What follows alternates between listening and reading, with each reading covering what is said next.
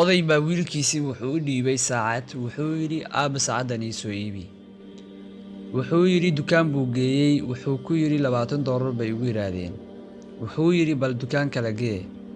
mid kale haddana geeyey $5 bay ku yiraahdeen, waayo waa saacad daa ah ayay ku yiraahdeen. wuxuu yidhi bal qaado meelaha alaabta qadiimiga lagu keediyo magaalada balgee saacadan. wuu baxay wiilkii, wuxuu geeyey meelaha miisiimka lagu hayo alaabaha qadiimiga. waxay ku dhaheen $200,000 baan kaa siinaynaa. odaygii buu u soo laabtay, arrintii u sheegay.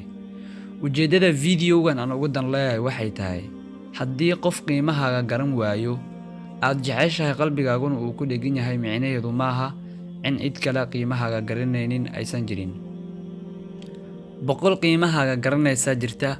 marka hal qof oo qiimahaaga garan kari waayo, waqtigaaga iyo cimrigaagu aad buu u kooban yahay, mana mudna in qof bini'aadam ah aad ku dul khasaaray sidoo ku dul lumisid hadduu qofka qiimaha garan kari waayey. caqabad noloshaada ka mid ah weeyo, hore ugu soco oo ku gudub. haddii qof uu niyadda kaa jibiyeyna, qof bini'aadam ah looma niyad jabo. weligana ha quusan ee Rabbiga bari. dhammaantiinba jimco wanaagsan.